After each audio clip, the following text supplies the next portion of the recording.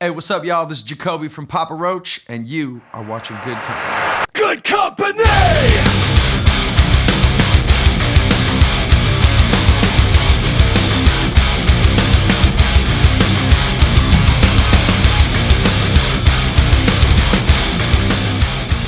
Hey guys, my name's Scott Bowling, and you're watching Good Company. Today we have the man, Mr. Jacoby Shaddix. How you doing, man? Dude, thank you for being here, man. Thanks for having me, dude. Appreciate it, man. Amazing. Yeah, it's good to be here, dude. So you're on tour right now? Yes, Take we a are. break? We are in the middle of. Well, no, we just started actually. Run with Shinedown, Asking Alexandria, and a band called Savage After Midnight, and so we're supporting for them out there. Oh, nice. Do you have a say so on who opens for you, or is that? On this tour, not so much, because we were invited on, to come good. tour with Shinedown on this one. But on our own headliner, we just finished up doing a headliner through the States in America, and we had a choice on that, and we took our friends in Asking Alexandria. So we've actually we've been touring with Asking Alexandria now pretty much almost the entire year. It's we've gotten to the point now where we're it's a brotherhood between P. Roach and Asking, man. It's we got each other's back, man. Those are my dudes. And then we had another band out with us, Bad Wolves. Oh, yes. And that was great to have those guys out with us as well. Those Tommy guys have blown up. Yeah, they're popping. They're cracking off the hinges right now. Yeah. It's good for them. I'm stoked for them. And dude, I just have to say for the record, Mikey from Islander Yeah. set this up. Yeah. Dude. Mikey, where you at? Yes. One of these cameras? Yeah, Yes. I love you, brother. Yeah, Mikey's great, man. He's awesome. They actually just signed a record deal with 11-7, the same record company that we're with as well.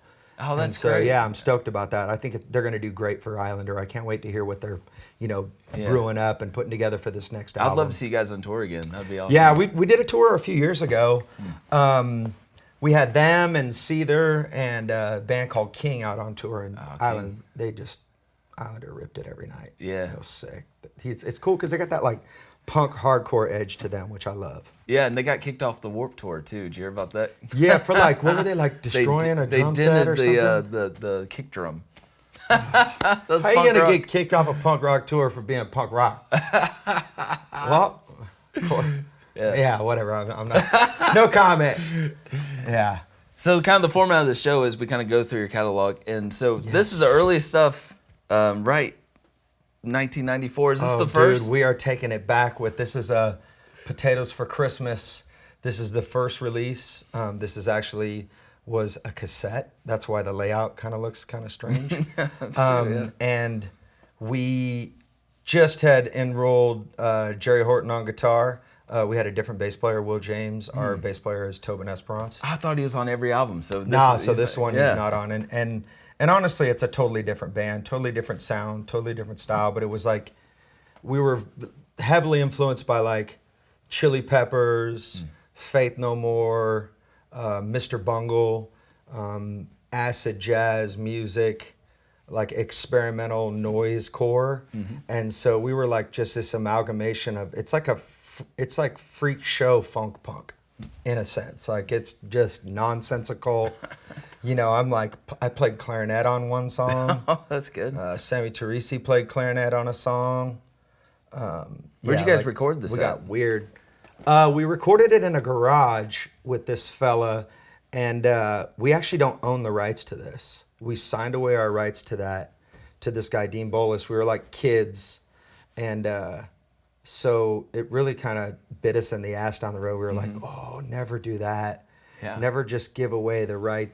You know what I mean? Because you don't think it's going anywhere. I'm not going anywhere. I'm sorry. This is brand new. Yeah, no, we didn't think it was going anywhere, honest. I was like, I had crazy wild dreams I was going to be a rock star, but I didn't know it was going to be with Papa Roach. You know what I mean? But yeah, we look back at that one, we're like, oh, God. And it got re-released too, right? Yeah. So it was re-released. Now it's up on all platforms, which we don't encourage fans to go listen to this one. Just don't listen to this. We don't get paid off it. Yeah. I know it's not all about the money. I think it's just, for me, it's about principle. I'm just I'm kind of bummed out at myself for, letting that one go. But I was 16 years old. That's insane. So it's I was just a little you're in kid. high school signing a deal. Yes. That was wild. Do you tell your family anything that you're signing a contract? My parents were there in the room. Oh, really? Apparently my parents thought it was a great idea. I'm like, okay, well, whatever. He really wants to make this music. Go ahead and do whatever you want to do. And I did it, but I'm still here doing it. So That's right. I'm stoked. Did he sign anybody else? Like, is there No. another, like, yeah. I think that was it. He was just kind of a local guy that recorded some bands, and we came in and, made that noise with him, and it's forever etched in vinyl now. Yeah, I've never seen it on vinyl. It's That's not cool. on vinyl. This is a prop, but yeah, it Oh, would well, be cool to have hey, we're gonna vinyl. act like it's on vinyl. Yeah, That's cool on vinyl. Yeah, you got the songs too. These are some crazy titles. Yeah. Coffee Thoughts. What? Yeah. Mama's Dress. Oh gosh. You love babies? I love babies. Yep. I have 3 babies. Well, they're older now. Lenny's. That's Yes. good. Oh, it's terrible. Lulu Espediachi. Terrible. When's the last time you Worst listened to recording of Papa Roach ever to exist.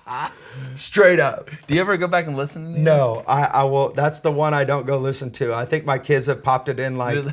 Spotify a couple times on me, and I'm like, oh God, turn that off. It's like almost embarrassing to me in a sense. You know what I mean? Yeah. I'm just like, oh God, it's like, I didn't know what I was doing. That's funny. Yeah. So we got your next album right here. I think this is your next one. Yes. Yeah. Old Friends from Young Years. Yes. So this one right here, this was when we really started to feel like we had it all figured out. And this was in 1997. So this is way back in the day. We still didn't have a record deal. It was Tobin is now in the band. Our bass player has been with us for forever. The whole time, right? Yeah, pretty much the whole time. And so he's in the band at this point. We recorded this record with Tobin's father. So Tobin's father was the engineer and producer on this record, and the reason for the title, "Old Friends from Young Years," is that was the goal, right? We wanted to do this as a legacy band. We wanted to take this career all the way off into the sunset, and we wanted to be old friends from young years. And so now, here we are, 25 or 26 years later from the inception of the band. And I'm still friends with everyone that's on this record. Yeah, I just had a long talk with Dave Buckner. Yes, our dude. original drummer. Yeah. How's he doing? And he's doing great. He's doing really good. And he had an interesting anecdote about this record. I got to tell you about. Yeah, tell me. So you know how every time we approach a record, we want it to be in a sense. Well, not every time, but a lot of times, like the title would be like a self-fulfilled prophecy, right? And so the interesting part about the artwork for this record is on the first album, the first major label record, F.E.A.R. I'll skip to that. See that? Sure. So there's the cockroach, right? But if you look at it, right, it's a cockroach pinned upside down. Okay. So if you look at this, where's the cockroach? No, it's upside down. It's upside down right there, right? So Papa Roach, he played drum. Dave Buckner played drums on this record right here. Okay. So then the second album, Love, Hate, Tragedy, which is right here. Check it out. It's got the baby, right? Well, that right there is a baby's head. That's like a little baby head from a doll, right? Okay. So, and we didn't know we were going to put a baby head on the second record, right? So then the third record, third major label record, Getting Away with Murder, there's a heart on the record. Well, this is a heart monitor. I stole all these old heart monitors. I used to work at a hospital. So there's a heart monitor on this baby's head. And then the last album that Dave was part of that we did together was Paramour Sessions. And when we were making that record, my grandfather had taken his life. And when you mourn somebody, when my family mourns somebody, we take one of these Virgin de Guadalupe candles and you burn it, and you burn it all the way down. And so it was really weird because that was when Dave Buckner came back into the band. We did that record. Well, this was the first record that we recorded with Dave. Then we went on to do Infest, Love, Hate, Tragedy, Getting Away with Murder, and Paramour Sessions, and he was no longer in the band. And so it was a really weird way to look back at that artwork and have it tell me a story so many years later. And so that trips me out. We had a phone conversation the other night about that, and I was just like, wow, dude, that's trippy. Oh, that's so amazing. Yeah, he baked my noodle with that one, if that makes any sense to you guys. Makes total sense to me. Oh, that's great. So yeah, Old Friends from Young Years, man. That was really like the inception of really when we knew where we wanted to go with Yeah, it seems with our really sound. heavy. I was listening to it on YouTube. Okay, cool. So Yeah. you checked out some of the sounds Yeah, on man. it.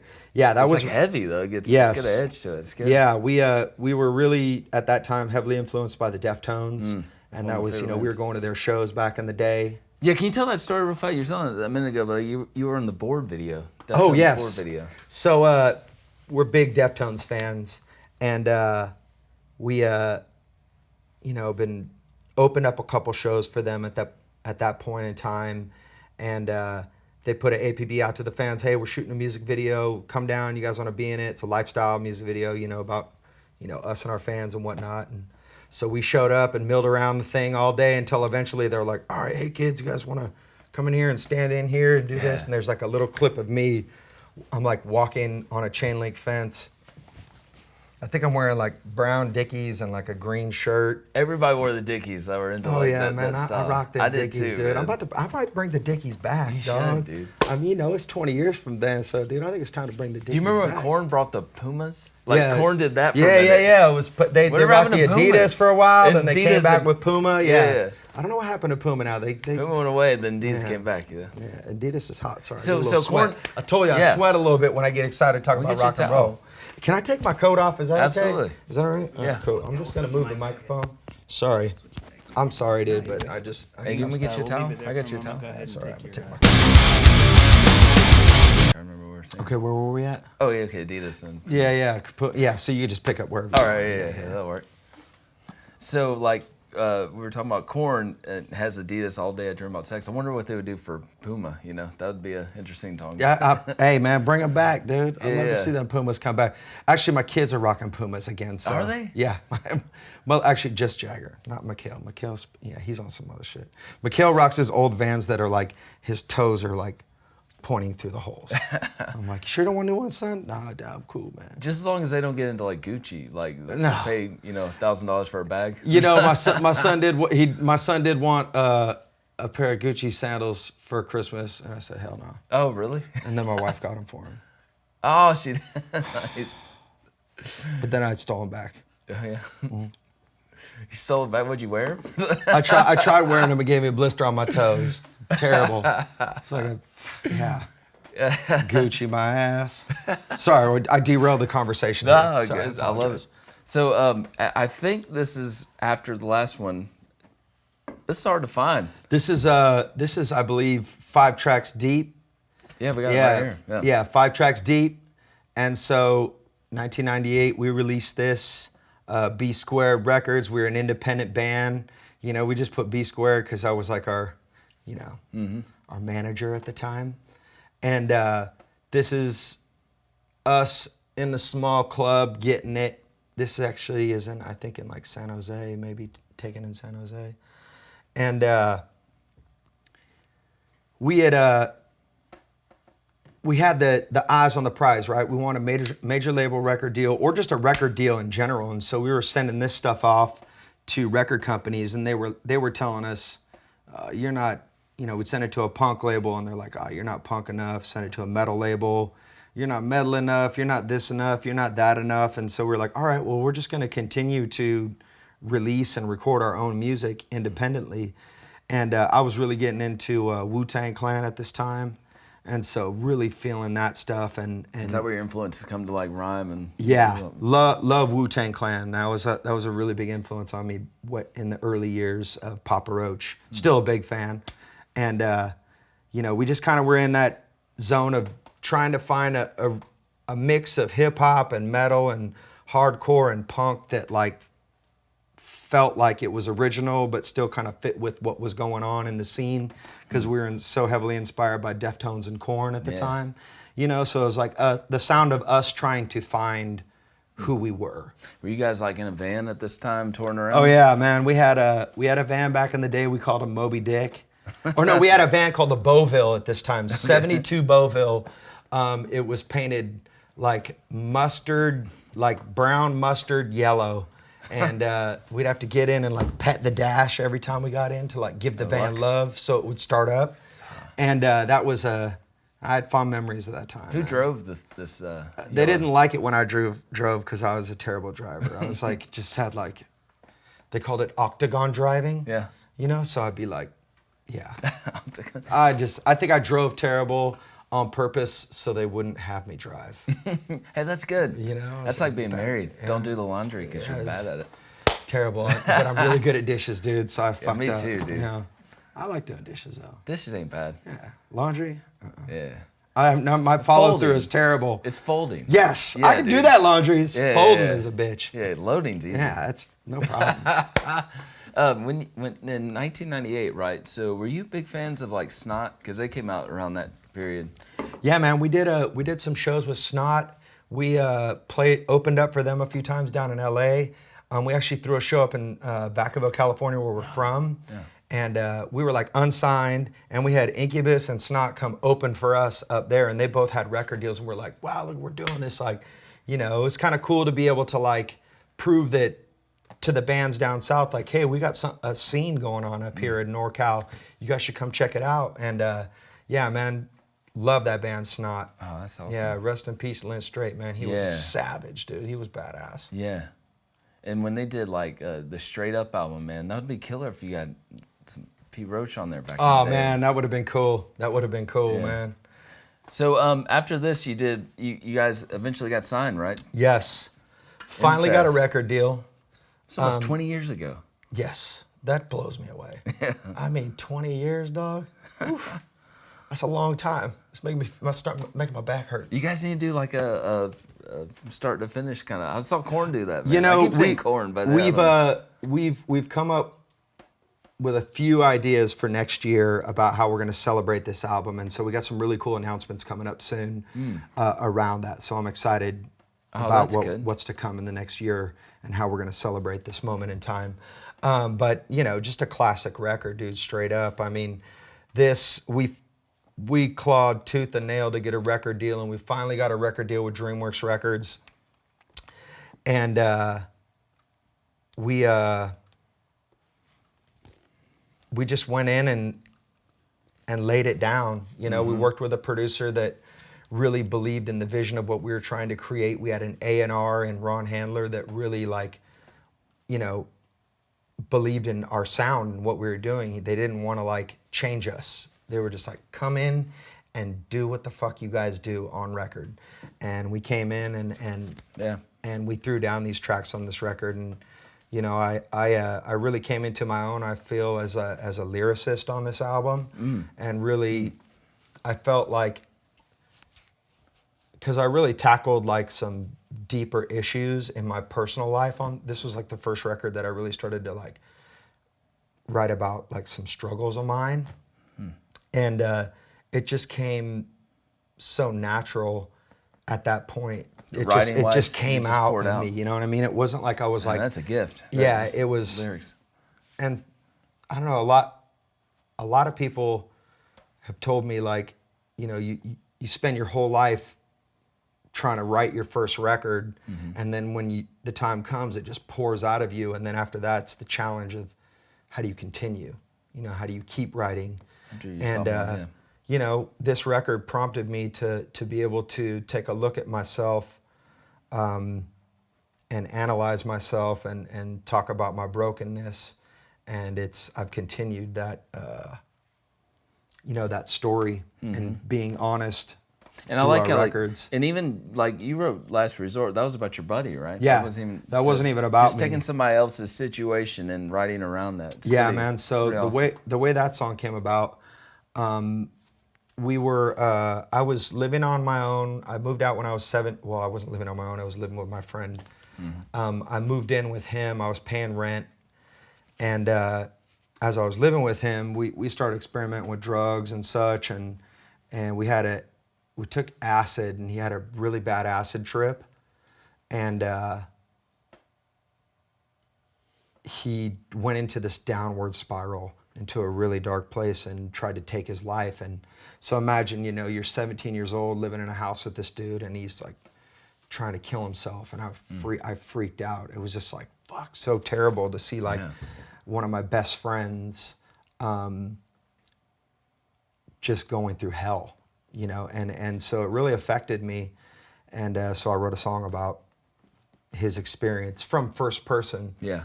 And then, you know, years later, that song at one point was I was that song, you know? So it's a trip how, you know, you can write something about somebody else and then experience it years later.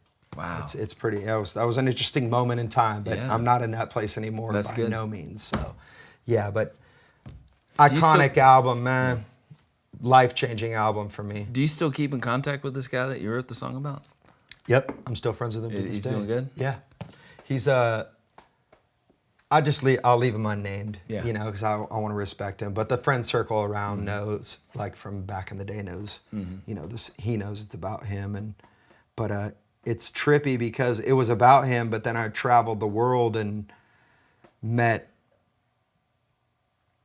thousands upon thousands upon thousands of people over the years that have told me that song has been a life changer or a lifesaver to them. That's amazing. Or somebody that they love. And so it's like, man, if that's the only good that comes on my life, I'd be okay with that. So many other great things have happened in my life. But it's like to know that the vehicle of music has been a light in a dark place to so many people, and I was part of that message and part of that storytelling.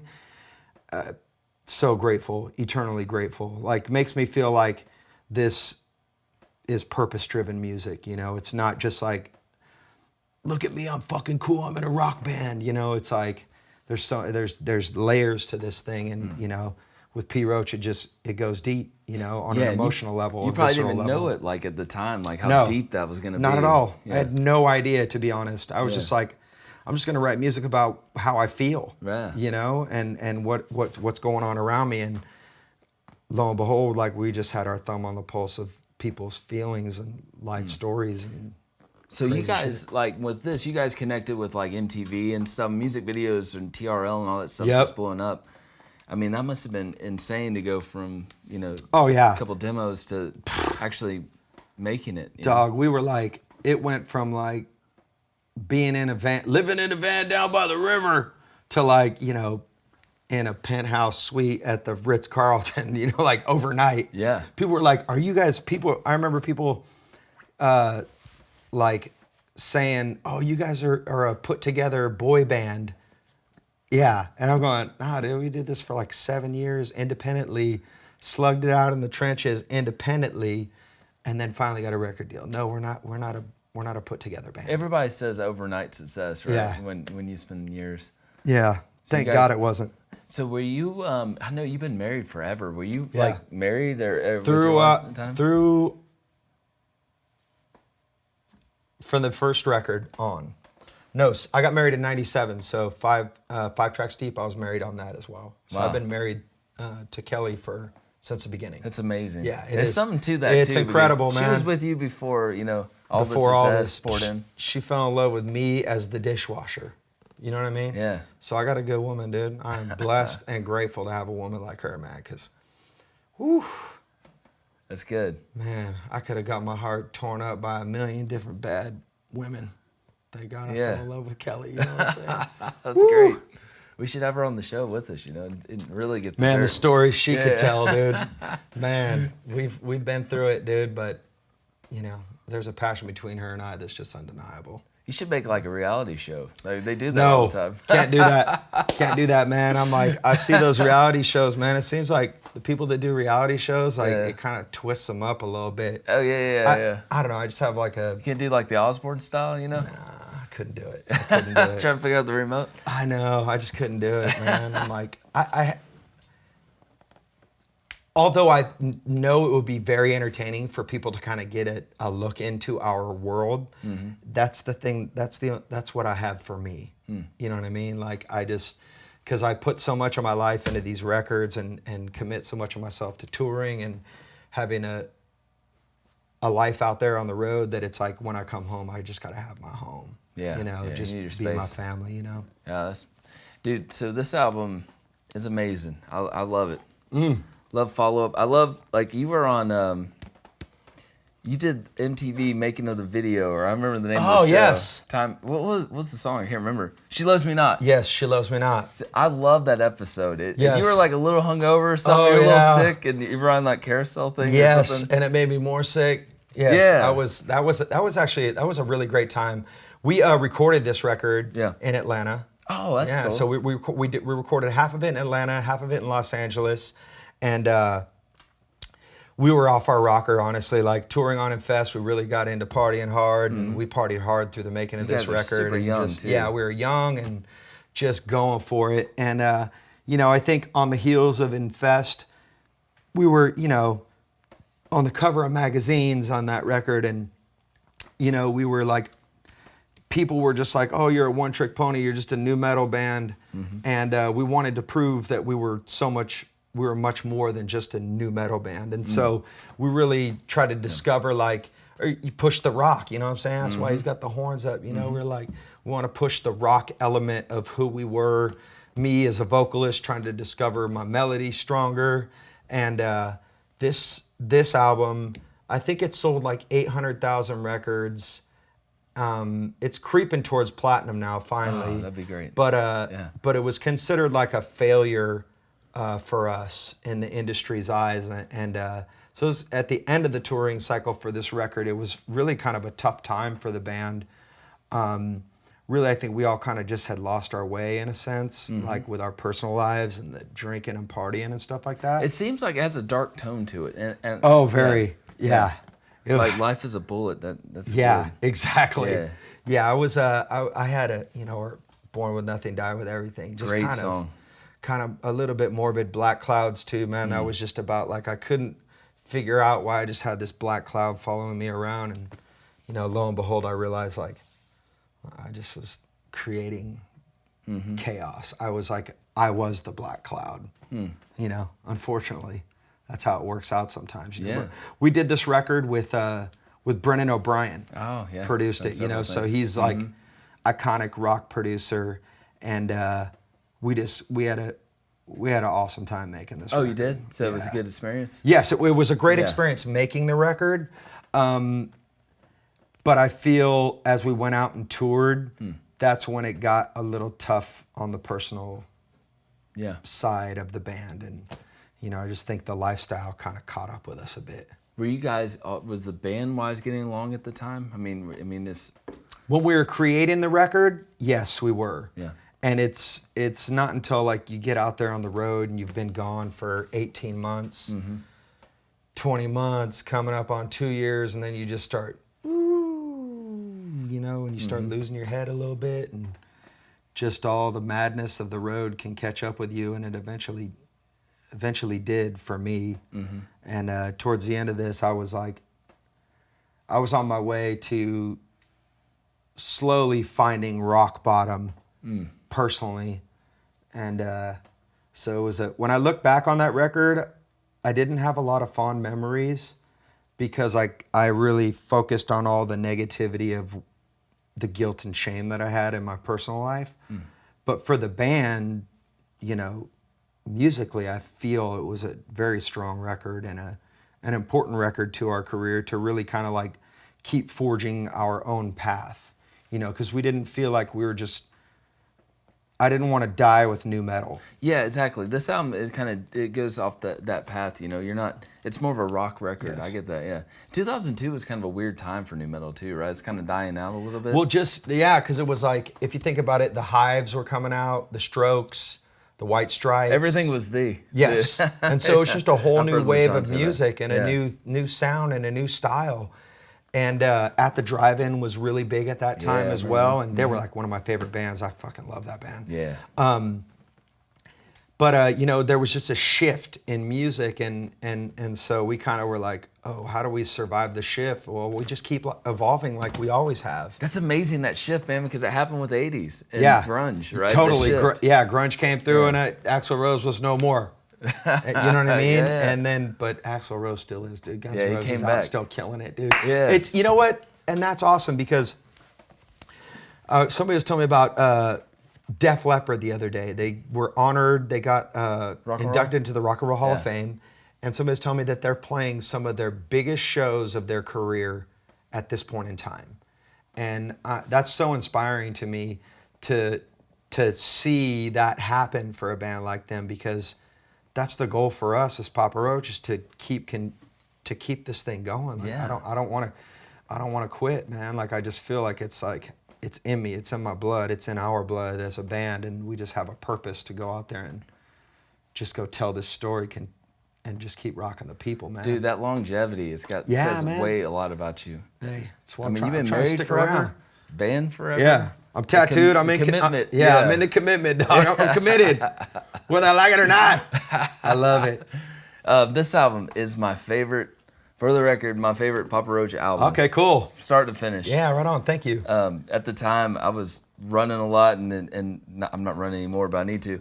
But I listened to this track while the whole I'm not album. running right now. Yeah, I need. Yeah, I'm sweating like I need to be running. You looking like you just ran. Yeah. But every song, man, this is just an amazing record. I love it. Thank you, man. So yeah. So you got sober for this record too, right? Yes. Yeah. Yes. So this album was me trying to pull my life together for the first time, you know, since I was a kid, a teenager, you know, because I started drinking and using when I was a teenager. And so I didn't really cope with a lot of my, some of these issues that I had kind of stuffed away in me. And I think the drinking and using really had caught up to me. And so this was the record that I decided, hey man, I'm gonna make a shift in my lifestyle. I remember calling up Howard Benson, the producer, like a week before I'm coming down. We're gonna drive down to start recording this record. And I was like, hey man, just calling to let you know, man, I'll be on my way, you know, down to LA here in the next couple of days. I'm just letting you know, I just got clean and sober. And so just want to let you know, like, I don't want to have like booze around the studio, and, you know, we're not going to be partying. Cause I got to focus. And he was just like, what? He kind of was like, what are you doing? He wasn't supportive. He's all, he straight said this to me. He's all, that's what's fucking wrong with all these rock and roll bands. Now everybody's trying to get fucking sober. That's why it's fucking, and I was just like, I think I'm going to come down there and fucking knock your face in. Click. Yeah. I love Howard Benson. Straight up. That was like, he was just like so raw. And I was just like, fuck you, dude. I'm trying to fucking save my life. That didn't go the way you thought it would go. No, like, not at all. Hey, that's a great idea. But I think he had a way of really like digging out some raw emotion from me. And I think that was your like lyrics one of his kind of gifts. changed, right, on this. Yeah, man. Be Free, though. Like, that's got to be a song, right? Oh, yeah, man. That song was, that was just about me, like, taking the shackles off, you know, because I had been chained down by this addiction, my alcoholism, you know, it just really was just tearing me up. And so to quote, be free, man, it was like I was living for the first time in years, you know, just with a new sense of purpose and a new vision and new life and just new music, new sound, new producer. Like this was the album that we had to really prove ourselves because, you know, at this point in time, there's a whole new shift in music. The Used, I think, is coming out maybe right at this time. And so there's kind of like this emo punk thing happening. And we dropped this record, and we got signed to Geffen Records at this time. Yeah. And we were up against, that's crazy, because our A&R, well, not even A&R, this lady, Jen Littleton, took our record into the president of the company, who... was it David Geffen? No, it wasn't Geffen. I'll leave this guy nameless. Okay. But she took the record in, had Getting Away with Murder, all these songs, you know, Scars. Yeah. And he's like, was like, whatever, Papa Roach, like, what the fuck am I going to do with this dead band? You know, because I was kind of like... DreamWorks folded, right? So we just ended up at Geffen by default. So, you know, it was like AFI, Jimmy Eat World, Weezer, us. We were all on, got shuffled over to Geffen at that time. So they like had these new bands to work with. And we were low on the priority list for them. And our record had gotten shelved for, I think, like 6 months. And we're like, are we going to even be able to put this record even coming out? Like, what's going on? The record's finished. We were getting the mixes of it and everything, and it was just coming down to the wire, and we were like, oh shit, like, is this really going down? And then the record came out, and we wanted to release Getting Away with Murder as a single, and the record company wasn't sure at the time, and so there was a festival called HFS Festival in Washington, D.C., and the company flew out, and I was like, before we went on stage, one of the guys is one of the curators for Sonic Temple, you know that festival, Rock on the Range. He's one of the creators of that. And so he was on the record company side at this time. And I told him and another person, I was like, check it out. We're going to play this new song, Get Away with Murder. We've never played it live before. I guarantee you, by the end of this song, we're going to have this crowd singing that song. Like, by the end of the show, you know, you're going to see us and they're going to sing along to this song. And lo and behold, you know, by the end of the song, they're chanting Getting Away with Murder. And I kind of look back at like our people from the company. I'm like, see, I told you. You know, well, that was just the beginning of the battle. So after that, you were able to release as a single once you saw the crowd's reaction. Yeah, they saw the crowd's reaction, and so we released that as a single, and then we released Scars as the next single. Great story about Scars, right? Yeah. They were gonna do acoustic, like, didn't they want you to do a Stained version of Scars? Yes. Well, here, I'll finish this. I'm sorry. But I'll get to that. Yeah. I'll tell you that right now. So Scars, Jimmy Iovine had heard the song and was like, I think it's good, but I don't think you really hit the mark with it. Why don't you guys go back in the studio and cut it to where it sounds more like It's Been a While by Stained? And I was just like, you know, well, all right, and sir. it's Jimmy Iovine. He's like he's an icon, you know. And so we took his advice, you know, and we tried it, and it was the biggest piece of shit we ever recorded in our lives. Do you still have it? Like, no, I don't own a copy of it. I know Tobin has a copy of it, and I listened to it, and it just sounds like the most white bread, like just rock drivel. You know what I'm saying? And don't get me wrong, I'm not saying that It's Been a While sounds like that at all, because that song, it's got such a deep emotion to it. But when we took Scars and tried to like augment it like he wanted it, it just was, it missed the mark totally. So we turned it into him, and he's like, you know, I think you guys are onto something with the original. So we ended up releasing that song as the second single. That's our biggest song on pop radio ever. That song charted higher than Last Resort on Top 40 radio. It broke the top 5, which we never broke the top 5. And that was a big deal for us. Amazing. And so for a dead band, we came back and sold 1.5 million records in the United States. And so it was like it was a very good moment for the band, you know, and people were coming back out to the concerts again, and there seemed to be this like uptick in I guess connection with our band again, and we had another life. The songs are so well written. Do you contribute that? Is that like you're sober, had different mind? I mean, it was it pressure? I mean, songs like Sometimes, I was like, that should have been a single, man. Totally. I think that could have been a single. That's how you have a great album, when you're just picking up any song and be like, that could be a single. Yeah, man, there's some jams on this one, dude. This will be a fun one to go back and celebrate. As like the years come around, it'd be cool to go back and rediscover that as players as well. Do you guys still play a lot of these songs live? So we played Not Listening every once in a while. Take Me, we haven't played that one in some years. Be Free, we haven't. It's so high that the vocals on it are so high, like I'll blow my voice out. It's like some of that stuff. I had a moment where I discovered this really high part of my voice, but then I didn't realize that I could sing it in a studio, but when I go out on the road, I can't sing that 5 nights a week. Interesting. You don't do tracks or nothing, because I know some bands do that. No, tracks are not my thing, man. I just you just keeping it real. Just walk out there and play. And you know, I kept it so real, I blow my voice out and had to get surgery multiple times. So now we just like, I'm singing back down in my proper range again. That's like, I can go out on the road nightly and get after it. And but this record, man, it was just such a turning point in our career. And like yourself, like when I look back at our career, this is probably honestly like the most important record in our career as far as a major label band, because we had a hit in the beginning, and then after that we could have just gone away, but this record was the one that came back and like backed it up. So it was very validating. So stoked about that one. Yes. Getting Away with Murder. Is this it's a one? classic. I love that album. Is Geffen? Are you guys still on Geffen for the next album? I don't know, man. Let's look at the back of this thing. Back. Yeah. Yes. Yep, we're still on Geffen on this one. So the guy that thought we were a terrible band all of a sudden thought we were a great band and wanted to hang out with us. And I was like, whatever, dude. I know who you are, bro. You just hanging because we sold records for you. We made you look good. And, but hey, man, he stuck by us. And I'm not talking about Jimmy Iovine. No. Yeah. Somebody else.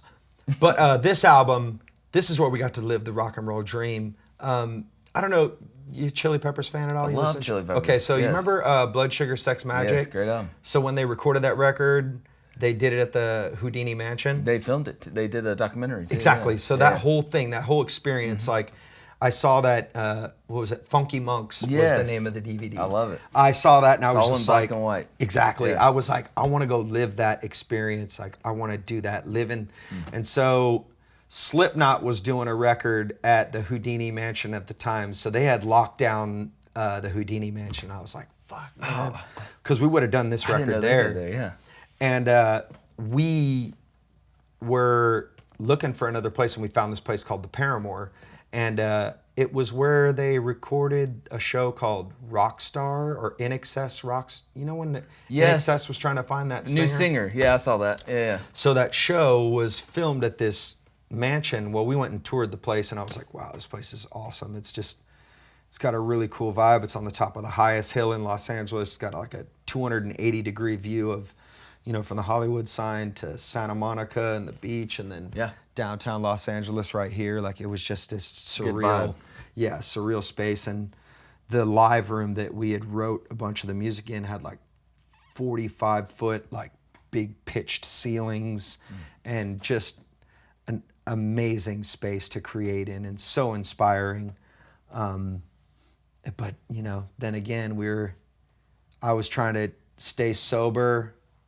I was falling off the wagon again. Yeah, touring wise, right? Yeah, so I was kind of in and out of sobriety again as I was writing and recording, with the band. And Tobin was going through a divorce at the time. And that's your last record with your drummer too. Yeah, right, and this is the last record with Dave Buckner. And Dave was going through a divorce as well. And so we were, and Jerry was just all the while just calm, cool, and collected. Oh, was he? Yeah, he's never drank or did drugs in his lives. And us three over here are just like a fucking, it's a train wreck, right? Yeah.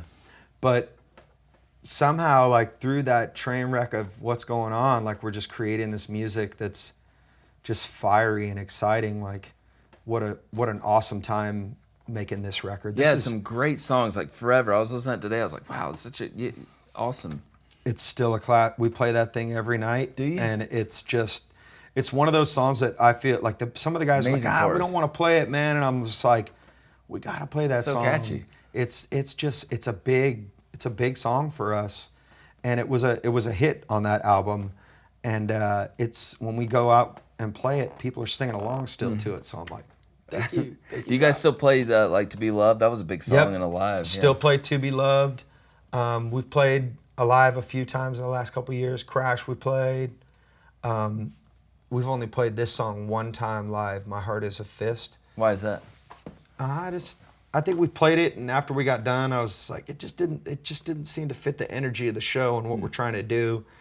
And by the time we had this record come out, it was kind of getting harder to put together a set list because, now this is our fourth album and we got all this material to kind of pick and choose from, and what do we play and what don't we play, and how do we balance it out, and we tend to kind of gravitate more towards just playing more of the singles. And have you guys ever thought about doing like an evening with Papa Roach? You can dig through the dig deeper. Machine Head did a few tours like that, and I heard Tobin and I heard about that, and we were like, you know what, that might be something we want to do in the future, because it feels like we have enough material. Obviously, we have enough material to fucking yeah, that'd be great.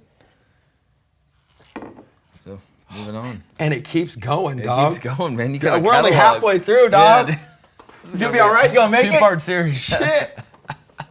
2-part series, dog. I got too much to say.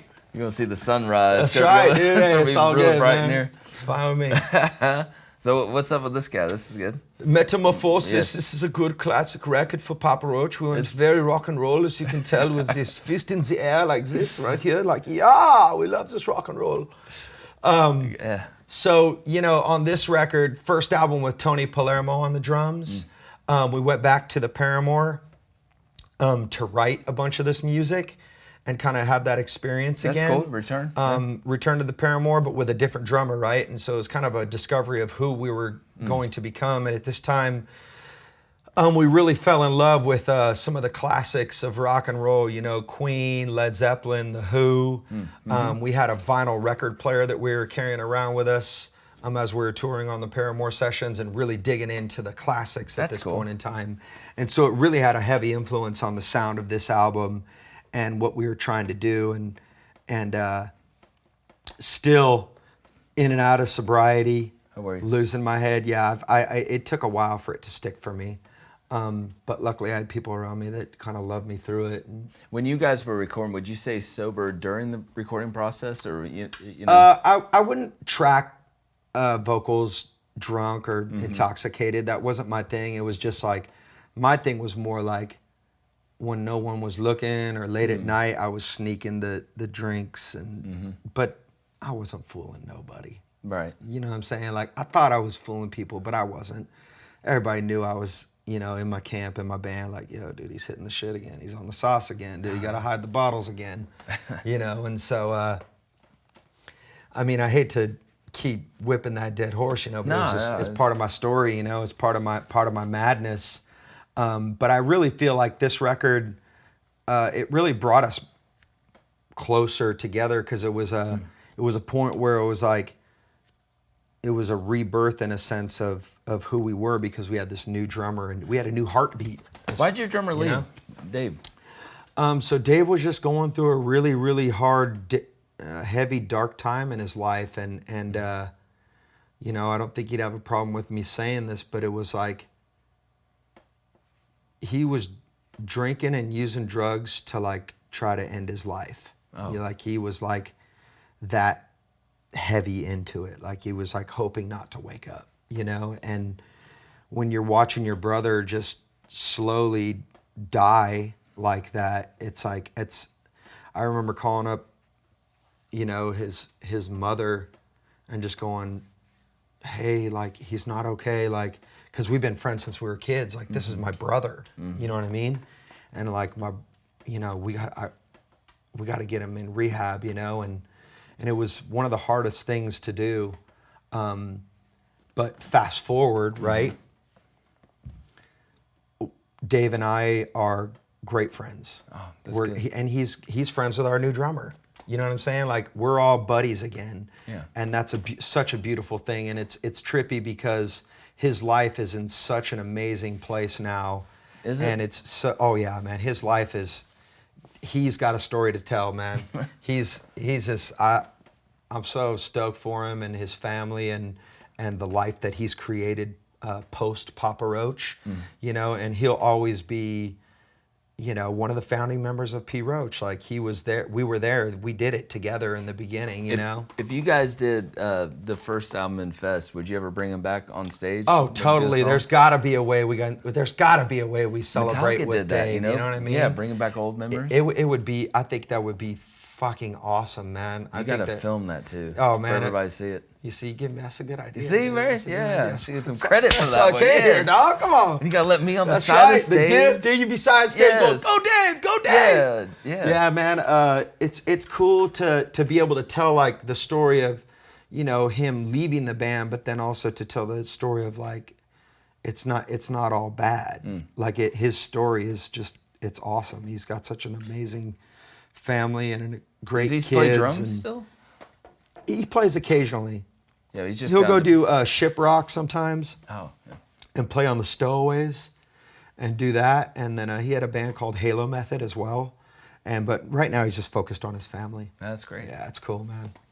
So this one on the record and on the road, you guys did a few new songs and some live stuff. Was this trying to, I mean, what was the purpose of this one? Was it, you guys got a new record label? Yeah, so at the end of Metamorphosis, we got dropped by Geffen. So Geffen, we weren't working with Geffen anymore. We went to an independent record company, 11-7. They had Motley Crue, Buck Cherry. Wow. And so we really kind of, seemed to fit in that like hard rock world for a while. And so this album was just kind of like a transition record. Like, let's roll in. We're going to record an EP, 5 songs, release a couple songs as singles, put out a live record with it, really kind of like have like a greatest hits live that we felt. Was this your idea, or was this this was a combination of the record company and us, because we're like, we got to get something out quick, and we don't want to do a full record. And we feel like, all right, this is a cool way to kind of do a greatest hits, but not call it a greatest hits because it's live, But at the time, these are all like top 5 singles. Yeah. So it was like, it was greatest hits live. And then we had number 1 with Burn on that record, and we had a number 1 with Kick in the Teeth on that record. And so, or no, that wasn't number 1. Sorry, that went top 5. So a number 1 and then a top 5 track. And so we're still charting, at this point in time in our career. And this is back in like 2010. So this is 10 years into our major label record career, and we're still making noise and still rocking people, and I'm feeling grateful at this point, and like, all the while still falling off the wagon. Oh, were you? There I go. But I would put together sobriety too, man. I'd be sober for 6 months, a year, and then I'd fall off and go on a bender, So it's kind of a habit of mine. When you guys are doing these live songs and they're saying, okay, we're going to record tonight, how much pressure does that bring? Is that pressure when they're like, okay, don't mess up? So I remember the tour we recorded every night of a tour for like a month. And so it took the pressure off, because we were like, you know what, like, let's just get up there. One night only. Yeah, and let's get up there, fucking play your ass off, sing your ass off every night. And it really made us like a better band, because we knew that we were recording ourselves, we were being recorded. And so it was kind of like we consciously really like tried to step up our live game. And I think this album in particular was that record where we really just became a really solid live band. And having a live album to reflect that was like such a great opportunity. And so this was our first release with 11-7 right there. So, and this is by far my favorite Papa Roach album cover. Yeah, that one's sick, dude. Who did that? The Connection. This guy named Android Jones is his name. Yeah. Android Jones, and he does a lot of work with the EDM scene. But Jerry pointed his art out to us, and I was just like, wow. So we wanted to commission him to do a piece. We sent him the music and told him the album title and stuff like that, and this is what he came with. So this heart exploding, with these cables plugged in, exploding out of this dude's head with the headphones. Yeah, it's sick. Yeah, it's the connection, man. It's the way the music speaks to you, man. It's like that's the goal for us, right? Is to blow people's minds with our music. And I think on this record, this is the first record. This is the record that I finally put the bottle down on. So I haven't drank alcohol since this release. Wow. And so very important record to me. And it's interesting how music, in a sense, like, people come to me and talk to me about how our music has saved their life and whatnot, or it's been such a important thing to them to like bring them through some darkness or whatever. Well, at this point in time, I'm like at my bottom, just my lowest point emotionally in my life, spiritually, morally, everything. And I was kicked out of my house. I was living in a 10 by 10 room at my brother's house, and so I'm like, the only time I'm seeing my kids is I'm picking them up in the morning and driving them to school, and it was just a really dark time for me.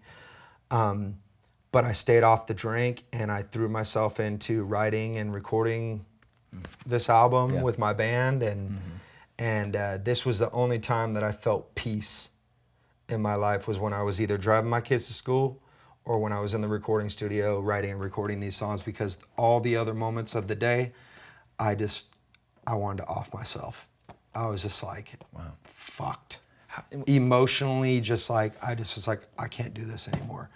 but I just had this draw towards the music. You know, I just love this music, and so that's when I would feel the peace, and then I realized, oh man, this is what people have been telling me all these years about how our music has like saved them. Like now I'm seeing how this music is saving me.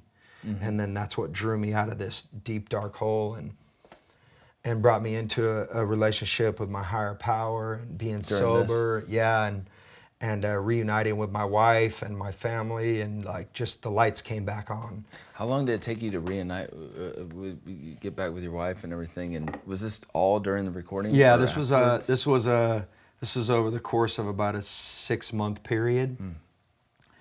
And it was probably the worst time of my life, to be honest, man. The worst time of my life. I look back and I'm like, God, if I could just never relive that again, I'll be all right.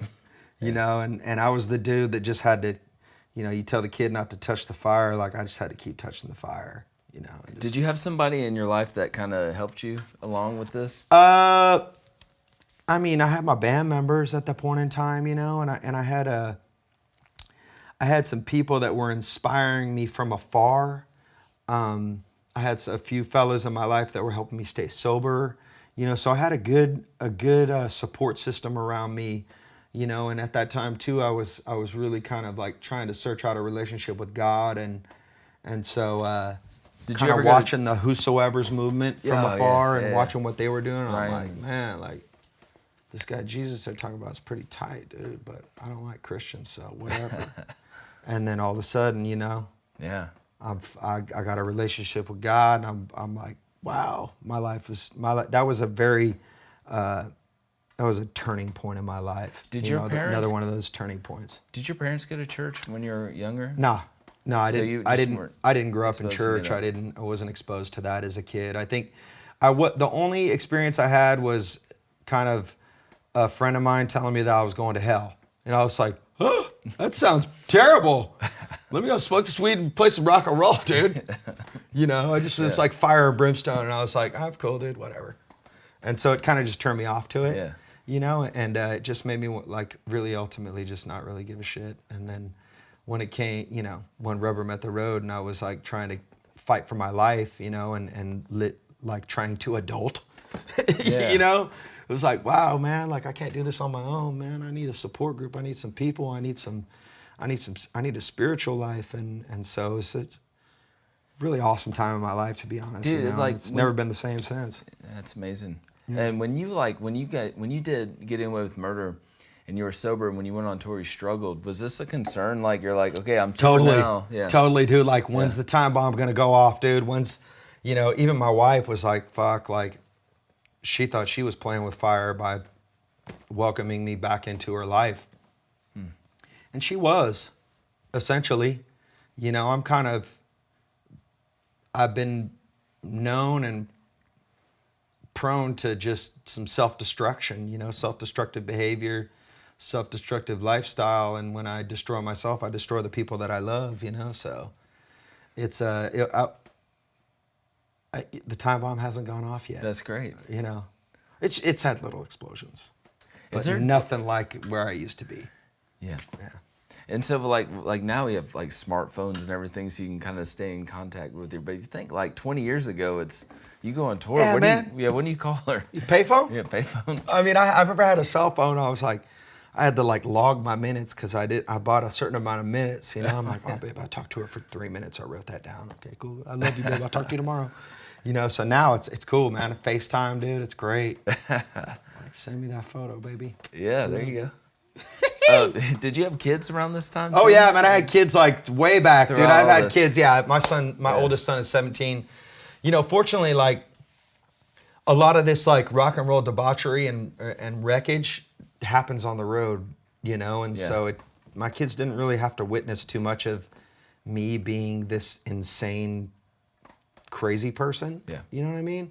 I mean, they got to see me, you know, I was plenty of times I was drunk at the house, you know, kids saw me like, woo, you know, Dad's having fun again, you know, but definitely I'm grateful because I've had a few good conversations with my boys about drinking and, Shaddix, I tell him, Shaddix boys, man, we got a problem with this booze. Everyone ahead of me, my father, my grandfather, my great-great-grandfather, everybody's got a problem with it. So I hope you're not like me. Yeah. But chances are, who knows? Yeah, at least you can talk to them. Yeah, no, totally. We got a great relationship, man. I got awesome boys, man. And they play at church too, right? Yeah, well, Jagger does. My middleborn, he plays in the worship band. That's cool. So he goes from like, the garage playing Slipknot to going to church, playing for the Lord. And he's an awesome kid. All my kids are awesome. They all have unique gifts, talents, and abilities, and I love them all individually. You don't have a favorite though, special? Oh yeah, I got a favorite. Yeah. You got a favorite? I know yeah, you do. Yeah, I can't say it though. I'll say it. Brixton's my favorite. Mikhail, you're my favorite. No, Jagger, you're my favorite. It's whoever's with me at the time. Yeah. I'm like, hey, Jagger, you're my favorite. I'm tired of this other kid, man. Whatever. Yeah, we were talking earlier, like you take him to Target then. That's right. Yeah. You're the cool dad. They're your favorite, yeah. Yeah, Dad, I love you so much. You're the best dad ever. Yeah. All right, what do you want, kid? So you got F.E.A.R. next. Yes. Great album. This is a banger right here. Mm-hmm. We went into this one was very interesting for us because we didn't have any music written, and we were trying to figure out who we were going to go work with on this record, and he did an album. He did this record for In This Moment called Blood. And I just remember going, holy shit, like these dudes flipped the rock game on their head. The sonics of this album are huge. It just it's awesome. So we went and worked with Kevin and Kane Churko, father and son, both producers, both mixers. And so Kevin Churko produced half of the record and Kane Churko produced the other half of the record. Yeah, and so it was like a 2-part thing. And I went to Las Vegas of all cities, and I stayed sober through the whole thing in Las Vegas of all places, right? You're thinking like the ticket medal or something. Yeah, the ticket time bomb's ready to go off. Nah, man, I was like, at that point in time, I was 2 years off the bottle, and so I was really just in a great space in my life, and just my relationships were mending, and I just was in a really good headspace, and so there's a lot of positivity laced throughout this record, as well as, me kind of taking some of my darkness and airing out some of that. And especially with Gravity. I remember it was the first song I really had rapped on in some years. And Kevin Churko and Tobin were like, yo, dude, if you don't they were joking. They're like, if you don't make me cry with this rap, then you can't rap on this record. And I was like, all right. So I went in and just wrote this rap that was just so raw, and just spit. Like if I would have not edited it, people wouldn't have liked me. You know what I'm saying? Because people would have went, that's who you really are? I want to hear it. Yeah, I want to hear the unedited. Let's keep that for the... And you brought the rap thing back too. Yeah, right? Man, heavy, dude. This was the beginning of it for me again, And what made you decide to do that? I was just falling in love with rap music again. Royce da 5'9", I love that dude. Eminem, Yellow Wolf. There were some cats that were just back in the rap game that I was just feeling again. And then going back and listening to Wu-Tang again, and some of the early stuff that I liked, and just kind of going, all right, it is cool. And your band likes it too, right? Oh, yeah. Supportive. Totally, dude. It's funny, man. It's like occasionally we'll get the person at the meet and greet that's like, hey, man, you guys are cool, but I think y'all need to ditch that rapping. And I'm like... Tell them to listen to your second album. Yeah. Ditch what? Whatever. Beat it. That's... What do you say? Thanks, man. Yeah. No, I was like, all right, cool. Yeah, you did. I didn't even say anything. I was like, thanks. I act like I didn't hear what he said. Yeah, we will. Yeah. So you guys just went on the road for a little while and did... Yeah, we toured our asses off on that one, and any other cool stories off that one? Yeah, we just kicked ass on that record. It was good, man. It was like, I just had a good headspace on that one, and so, That's a great... Doing the deal. This right here, this is an amazing album cover, and you probably ask this all the time, but who is this guy? So this is Forrest Butch Rufus Craig. Great name. Forrest Butch Rufus Craig is his name. That's his real name. I'm not joking. I'm not lying. We paid him $57 for his image to be on the album cover. It's my friend's son. And so he's just this little rascally little rabbit, dude. And we just were like, album obviously is called Crooked Teeth. And, you know. Brought the Roach back too. Yeah, brought the Roach back around. It's kind of like we're starting to celebrate some of the old school elements of P. Roach again, some of those new metal elements. It was trippy because some of these bands were coming around, Of Mice and Men, Bring Me the Horizon, that were citing Papa Roach as an early influence on their band and their music, and so we started to like see this new wave of heavy music. That's cool. That was coming around that didn't sound like us, but it was really cool to know that our music was kind of the fabric of the beginnings of their musical experience, you know? Wow, that's cool. And so when we went in to make this record, we were like, you know what? It's time to like go in and switch it up. We wanted to work with some new producers, and we just really wanted to like break down some walls again, because I feel on F.E.A.R, we started kind of to get a little boxed in to where I felt like we were starting to sound like the rest of the bands on the radio, in a sense.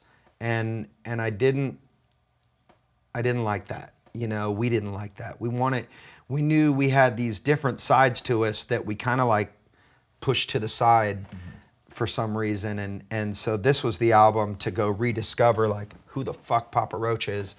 And so we worked with these two producers, Nick and Colin. And they weren't even 30 years old at the time. You guys are like 28, 29, you know, so we're working with these young dudes. Usually it's like these older guys that are like, you know, been in a studio for 20 years and they've done everything. And, you know, sometimes you work with those older guys and they're like a little bit jaded, you know, Yeah. like they're like, all right, another day at the office. Good Well, point. These guys are fresh start. These dudes are like fucking bouncing off the walls, dude. They're like, you know, you come see a P. Roach show, like we're high energy, we're buck nutty, we're getting after it. Like, I never thought I'd be in a room with producers that are like going off. And that was for us, we were like, fucking, these are our people. Do you guys all record in the same room and do everything live? No. No, not on this record. Yep. We have tracked some of our records like that. Our first record, second record, third record, fourth record. We'd all track together, you know, to get the drum track, and then we go and do a guitar track over that. But we'd perform together to get this. Where this, we did. Some of them were demos that we brought in and chopped and flipped, and then some of them were songs that we just wrote right on the spot in the studio. And you know, this record, it features some really new sounds for us too, like songs with Born for Greatness that really feature like, you know, it's got this like trap drum loop type thing going, and some hip hop straight up on it with this like blues funky drop, and you know, it just became a really big hit for us. And also Help. That was another really big song for us. So this song is the first album in our career that we've had 2 number 1 hits on. And that was like... Yeah, in this time, that's amazing. Yeah, 9 albums into a career. Holy fuck, like, wow, what?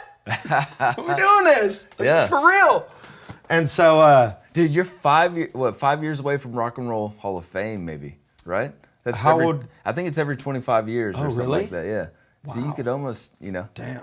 I don't know what, I just thought of that. That's crazy, bro. I'm too young for that. We're too young for that, dude. We're not ready yet. Give me like 15 more years.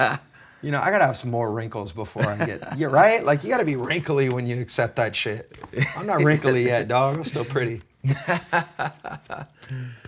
Would you ever, like, that'd be cool if you inducted a band. Like, that would be cool. Yeah. I would love to do that. Tom Morello did an amazing one. What did he do? I just had a brain fart.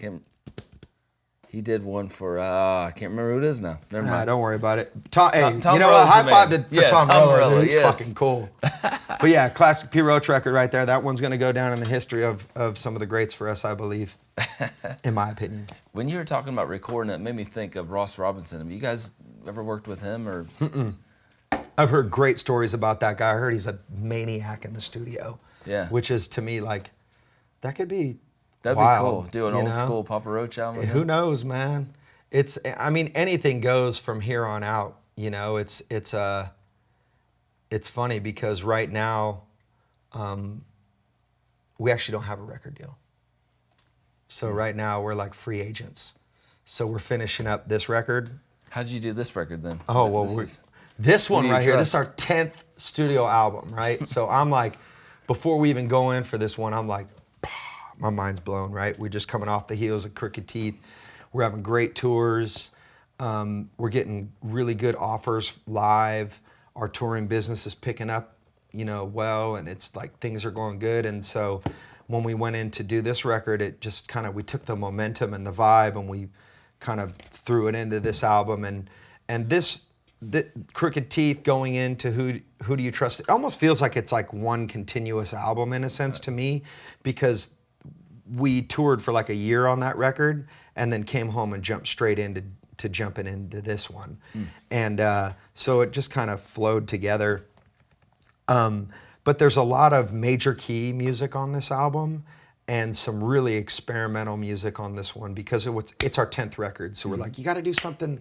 We really felt like we had to do something that was like almost too far out of the box, you know? Yeah.